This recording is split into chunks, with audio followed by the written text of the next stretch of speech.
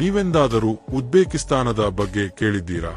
ಈ ದೇಶವು ಒಂದು ಅದ್ಭುತ ರಹಸ್ಯದಂತೆ. ಸಮುದ್ರದಿಂದ ಸಂಪೂರ್ಣವಾಗಿ ಸುತ್ತುವರೆದಿರದ ಒಂದು ಭೂಪರಿವೃತ ರಾಷ್ಟ್ರವಿದು. ಅಷ್ಟೇ ಅಲ್ಲ, ಇದರ ಸುತ್ತಮುತ್ತಲಿನ ದೇಶಗಳು ಕೂಡ ಸಮುದ್ರರಹಿತವೇ.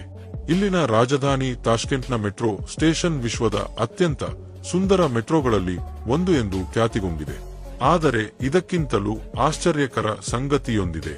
ಈ ದೇಶದ ಒಂದು ನಗರದಲ್ಲಿ ಒಂದು ಕಾಲದಲ್ಲಿ ಸಮುದ್ರವಿತ್ತು, ಆದರೆ ಈಗ ಅದು ಕೇವಲ ವಿಶಾಲವಾದ ಮರಳುಗಾಡಾಗಿ ಮಾರ್ಪಟ್ಟಿದೆ. ಆಶ್ಚರ್ಯವಾಗುತ್ತಿದೆಯೇ? ಈ ಡಾಕ್ಯುಮೆಂಟರಿಯಲ್ಲಿ ಇನ್ನೂ ಹಲವು ಆಶ್ಚರ್ಯಕರ ಸಂಗತಿಗಳನ್ನು ತಿಳಿಯಲಿದ್ದೀರಿ. ಉಜ್ಬೇಕಿಸ್ತಾನವು ಒಂದು ಇಸ್ಲಾಮಿಕ್ ದೇಶವಾದರೂ ಇಲ್ಲಿ ಹಿಂದೂ ದೇವತೆಯರನ್ನು ಪೂಜಿಸುವ ಸಂಪ್ರದಾಯವಿದೆ ಎಂದರೆ ನಂಬಲಾಗದು ತಾನೆ? ಹೌದು, ನಿಜ. ಈ ದೇಶವು ತನ್ನ ಸೌಂದರ್ಯದ ಜೊತೆಗೆ ಕೆಲವು ಕಟ್ಟುನಿಟ್ಟಾದ ಕಾನೂನುಗಳಿಗೂ ಹೆಸರುವಾಸಿಯಾಗಿದೆ. ವಿಶೇಷವಾಗಿ ಮಹಿಳೆಯರಿಗೆ ಸಂಬಂಧಿಸಿದ ನಿಯಮಗಳು ಇಲ್ಲಿ ಬಹಳ ಕಠಿಣವಾಗಿವೆ. ಒಂದು ಕಾಲದಲ್ಲಿ ಮಹಿಳೆಯರು ಹಿಜಾಬ್ ಧರಿಸದೆ ಹೊರಗೆ ಬರಲು ಒಡ್ಡಲಿಲ್ಲ. ಕೆಲವೊಮ್ಮೆ ಇದು ಅವರಿಗೆ ಜೈಲಿನಲ್ಲಿರುವಂತೆ ಭಾಸವಾಗುತ್ತಿತ್ತು. ಪುರುಷರ ವಿಷಯಕ್ಕೆ ಬಂದರೆ ಇಲ್ಲಿ ಬಹುಪತ್ನಿತ್ವ ಸಾಮಾನ್ಯ. ಜೂಜು, ಕ್ಯಾಸಿನೋಗಳು ಸಂಪೂರ್ಣವಾಗಿ ನಿಷೇಧಿತ. ಈ ಕಾನೂನುಗಳನ್ನು ಒಡ್ಡಿದವರಿಗೆ ಜೀವಮಾನವಿಡೀ ಮರೆಯಲಾಗದ ಶಿಕ್ಷೆ ಎದುರಾಗುತ್ತದೆ. ಸಲಿಂಗಕಾಮದ ಕುರಿತಾದ ಕಾನೂನುಗಳು ಇನ್ನೂ ಕಠಿಣ. ಎಲ್ಜಿಬಿಟಿ ಸಮುದಾಯದವರನ್ನು ಸಮಾಜದಿಂದ ಸಂಪೂರ್ಣವಾಗಿ ಬೇರ್ಪಡಿಸಲಾಗುತ್ತದೆ. ಒಂದು ವೇಳೆ ಯಾರಾದರೂ ಸಿಕ್ಕಿಬಿದ್ದರೆ ಅವರ ಜೀವನ ನರಕವಾಗುತ್ತದೆ. ಆದರೆ ಇದು ಕೇವಲ ಆರಂಭವಷ್ಟೇ. ಉಜ್ಬೇಕಿಸ್ತಾನದ ಇನ್ನೂ ಹಲವು ಆಕರ್ಷಕ, ಆಶ್ಚರ್ಯಕರ ಸಂಗತಿಗಳನ್ನು ಈ ಡಾಕ್ಯುಮೆಂಟರಿಯಲ್ಲಿ ನಿಮಗೆ ತಿಳಿಸಲಿದ್ದೇವೆ. ಈ ದೇಶದ ವಿಚಿತ್ರ ಕಾನೂನುಗಳು, ಸಂಪ್ರದಾಯಗಳ ಬಗ್ಗೆ ತಿಳಿಯಲು ಈ ವಿಡಿಯೋವನ್ನು ಕೊನೆಯವರೆಗೂ ವೀಕ್ಷಿಸಿ. ಇಂತಹ ರೋಚಕ, ರಹಸ್ಯಮಯ ಮಾಹಿತಿಗಾಗಿ ನಮ್ಮ ಚಾನೆಲ್ಗೆ ಸಬ್ಸ್ಕ್ರೈಬ್ ಮಾಡಿ. ಬೆಲ್ ಐಕಾನ್ ಕ್ಲಿಕ್ ಮಾಡಲು ಮರೆಯಬೇಡಿ.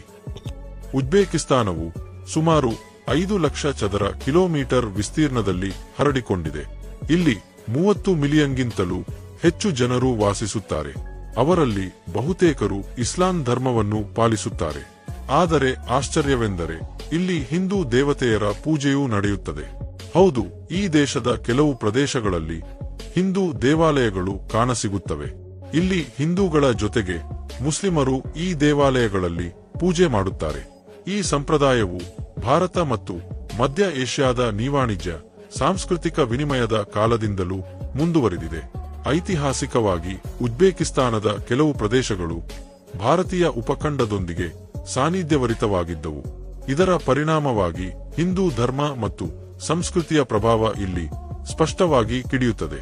ವಿಶೇಷವಾಗಿ ಸಮರ್ಕಂದ್, ಬುಖಾರಾ ನಗರಗಳಲ್ಲಿ ಹಿಂದೂ ದೇವತೆಯರ ಪೂಜೆ ನಡೆಯುತ್ತದೆ. ಇಲ್ಲಿನ ಹಿಂದೂ ಜನಸಂಖ್ಯೆ ತೀರ ಕಡಿಮೆ ಇದ್ದರೂ ಅವರು ತಮ್ಮ ಸಂಸ್ಕೃತಿಯನ್ನು ಎಂದಿಗೂ ಬಿಟ್ಟುಕೊಡಲಿಲ್ಲ. ಹೋಳಿ, ದೀಪಾವಳಿಯಂತಹ ಪಂಚಾಂಗಗಳನ್ನ ಗಂಗಾಂಗ ಜಗಮಗಿಸುವಂತೆ ಆಚರಿಸುತ್ತಾರೆ. ಆ ದಿನಗಳಲ್ಲಿ ಈ ದೇಶವು ಇನ್ನೂ ಆಕರ್ಷಕವಾಗಿ ಕಾಣುತ್ತದೆ. ಆದರೆ ಈ ಸೌಂದರ್ಯ ಮತ್ತು ಆಕರ್ಷಣೆಯ ಹಿಂದೆ ಕೆಲವು ಕಠಿಣ ಕಾನೂನುಗಳು ಇವೆ. ಒಂದು ಕಾಲದಲ್ಲಿ ಮಹಿಳೆಯರು ಹಿಜಾಬ್ ಧರಿಸದೆ ತೋರಗೆ ಬರಲು ಸಾಧ್ಯವಿರಲಿಲ್ಲ. ತಾವಿಷ್ಟಪಡುವ ಬಟ್ಟೆ ಧರಿಸುವ ಸ್ವಾತಂತ್ರ್ಯವೂ ಇರಲಿಲ್ಲ. ಹುಡುಗಿಯರ ವಿವಾಹವನ್ನ ಕುಟುಂಬದವರವೇ ನಿರಾಕರಿಸಿತ್ತು. ತಾಮೇ ಜೀವಿತಾಭಾಗಸ್ಥರನ್ನ ಎಂಗಿಕೊಂಗುವ ಹಕ್ಕು ಕೂಡ ಇರಲಿಲ್ಲ. ನಂತರ 1991ರಲ್ಲಿ ದೇಶ ಸ್ವಾತಂತ್ರ್ಯಗೊಂಗಿತದ ಬೇದ ಒಂದು ದೊಡ್ಡ ಬದಲಾವಣೆ ಆಗಿತದ. ಸರಕಾರವು ಮಹಿಳೆಯರಿಗೆ ಶಿಕ್ಷಣ, ಉದ್ಯೋಗ, ಸಾಮಾಜಿಕ ಸ್ವಾತಂತ್ರ್ಯವನ್ನ ಒದಗಿಸುವಂತ ಹೊಸ ವಿಧಾನಗಳನ್ನ ಅಮಲಗೊಳಿಸಿತದ. ಇದರಿಂದ ಮಹಿಳೆಯರ ಸ್ಥಿತಿಯಲ್ಲಿ ಗಮನಾರ್ಹ ಬದಲಾವಣೆಯಾಯಿತು. ಈಗ ಇಲ್ಲಿನ ಮಹಿಳೆಯರು ಹಿಜಾಬ್ ಇಲ್ಲದೆ ತಾವಿಷ್ಟಪಡುವ ಬಟ್ಟೆ ಧರಿಸಬಹುದು, ಧಾರ್ಮಿಕ ಸ್ಥಳಗಳಿಗೆ ಹೋಗಬಹುದು. ಆದರೂ ಹಲವು ಮಹಿಳೆಯರು ತಾವರ ಮತವನ್ನ ಗೌರವಿಸುವ ದೃಷ್ಟಿಯಿಂದ ಬುರ್ಕಾ ಅಥವಾ ಹಿಜಾಬ್ ಧರಿಸಲು ಇಷ್ಟಪಡುತ್ತಾರೆ. ಅಷ್ಟೇ ಅಲ್ಲ, ಇಲ್ಲಿನ ಮಹಿಳೆಯರಿಗೆ ಓದುವ, ಉದ್ಯೋಗ ಮಾಡುವ, ದೇಶದ ಜವಾಬ್ದಾರಿಗಳನ್ನ ನಿರ್ವಹಿಸುವ ಹಕ್ಕೂ ಇದೆ. ಇಸ್ಲಾಮಿಕ್ ದೇಶಗಳಲ್ಲಿ ಮಹಿಳೆಯರಿಗೆ ಇಂತಹ ಸ್ವಾತಂತ್ರ್ಯ ಮತ್ತು ಸಮಾನತೆಯನ್ನ ನೀಡುವ ದೇಶಗಳು ತೀರಾ ಕಡಿಮೆ. ಆದರೆ ಇಲ್ಲಿನ ಪುರುಷರು ಒಂದಲ್ಲ ಎರಡಲ್ಲ ಹಲವು ವಿವಾಹಗಳನ್ನ ಮಾಡಿಕೊಳ್ಳುತ್ತಾರೆ. ಹೌದು, ಇದು ಕಾನೂನು ವಿರುದ್ಧವೆಂದು ತಿಳಿದಿದ್ದರೂ ಬಹುಪತ್ನಿತ್ವ ಇಲ್ಲಿ ಸಾಮಾನ್ಯ.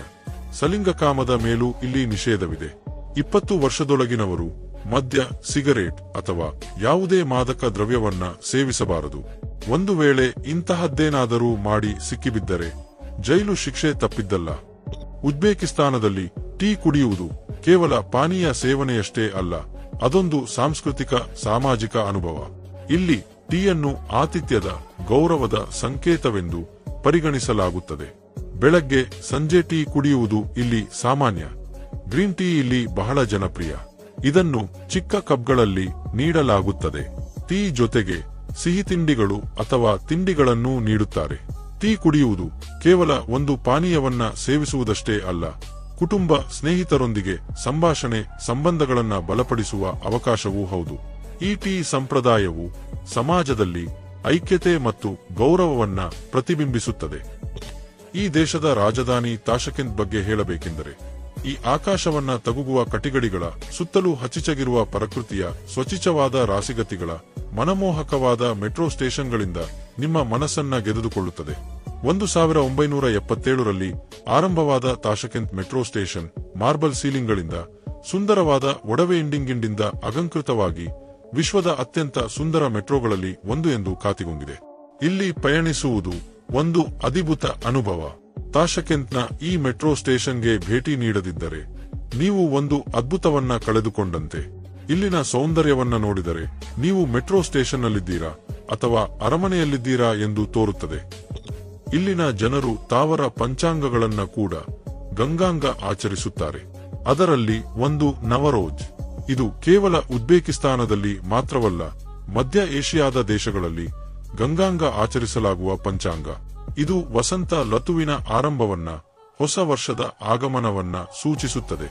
ಮಾರ್ಚ್ 21ರಂದು ಜರುಗುವ ಈ ಪಂಚಾಂಗ ದಿನದಂದು ಜನರು ತಾವರ ಮನೆಗಳನ್ನ ಸ್ವಚ್ಛಗೊಳಿಸುತ್ತಾರೆ, ಹೊಸ ಬಟ್ಟೆ ಧರಿಸುತ್ತಾರೆ, ಸಾಂಪ್ರದಾಯಿಕ ವಂಟಕಗಳನ್ನ ತಯಾರಿಸುತ್ತಾರೆ. ಒಂದು ಬಾರಿ ಈ ದೇಶದ ಪ್ರಸಿದ್ಧ ವಂಟಕ ಪುಲಾವ್ನ ರುಚಿಯನ್ನ ಆಸ್ವಾದಿಸದಿದ್ದರೆ ನೀವು ಈ ದೇಶದ ಅಮೃತವನ್ನ ಕಳೆದುಕೊಂಡಂತೆ. ಹೌದು, ಇಲ್ಲಿನ ವಂಟಕಗಳು ನಿಮ್ಮ ಮನಸ್ಸನ್ನ ಗೆದ್ದುಕೊಳ್ಳುತ್ತವೆ. ವಿಶೇಷವಾಗಿ ಪುಲಾವ್ ಅಕ್ಕಿ, ಮಾಂಸ, ತರಕಾರಿಗಳಿಂದ ತಯಾರಾಗುವ ಈ ವಂಟಕದ ಸುಗಂಧ ಮತ್ತು ರುಚಿ ನಿಮ್ಮನ್ನ ಆಕರ್ಷಿಸುತ್ತದೆ. ಈ ದೇಶದ ಎಲ್ಲೆಡೆ ಈ ಸಾಂಪ್ರದಾಯಿಕ ವಂಟಕ ಕಾಣಸಿಗುತ್ತದೆ. ಇಲ್ಲಿಗೆ ಬಂದಾಗ ಈ ರುಚಿಯನ್ನ ತಪ್ಪದೇ ಆಸ್ವಾದಿರಿ. ಈ ದೇಶದಲ್ಲಿ ಭೇಟಿಗೆ ಯೋಗ್ಯವಾದ ಇನ್ನೂ ಹಲವು ಪ್ರದೇಶಗಳಿವೆ. ಮೊದಲಿಗೆ ಖಿವಾ ನಗರ. ಇದು ಸಿಲ್ಕ್ ರೋಡ್ನ ಒಂದು ಪ್ರಮುಖ ಕೇಂದ್ರವಾಗಿತ್ತು. ಖಿವಾದ ಇಚಾನ್ ಕಾಲಾ ಕೋಟೆಯನ್ನ ಈ ನಗರದ ಐತಿಹಾಸಿಕ ಮತ್ತು ಸಾಂಸ್ಕೃತಿಕ ಹೃದಯವೆಂದು ಕರೆಯಲಾಗುತ್ತದೆ. ಈ ಕೋಟೆಯೊಳಗಿನ ಪುರಾತನ ಮಸೀದಿಗಳು, ರಾಜಭವನಗಳ ಅವಶೇಷಗಳ ನಡುವೆ ಸುತ್ತಾಡಿದರೆ ನೀವು ಕಾಲದಲ್ಲಿ ಹಿಂದಕ್ಕೆ ಹೋದಂತೆ ಭಾಸವಾಗುತ್ತದೆ. ಖಿವಾದ ಕಾಲ್ತಾ ಮಿನಾರ್ ತನ್ನ ಎತ್ತರದಿಂದ ನೀಲಿ ಟೈಲ್ಸ್ನಿಂದ ಪ್ರಸಿದ್ಧವಾಗಿದೆ. ಇಲ್ಲಿನ ಬಜಾರ್ಗಳಲ್ಲಿ ಸಾಂಪ್ರದಾಯಿಕ ಉಜ್ಬೇಕ್ ಕರಕುಶಲ, ಆಭರಣ, ಬಟ್ಟೆಗಳು ನಿಮ್ಮ ಗಮನವನ್ನ ಸೆಳೆಯುತ್ತವೆ. ತದನಂತರ ಬುಖಾರಾ ನಗರ. ಇಲ್ಲಿನ ಚೋರ್ ಮಿನಾರ್ ಮದರಸ, ಒಂದು ಐತಿಹಾಸಿಕ ಮಸೀದು, ಉಜ್ಬೇಕಿಸ್ತಾನದ ಪ್ರಮುಖ ದೃಶ್ಯಗಳಲ್ಲಿ ಒಂದು.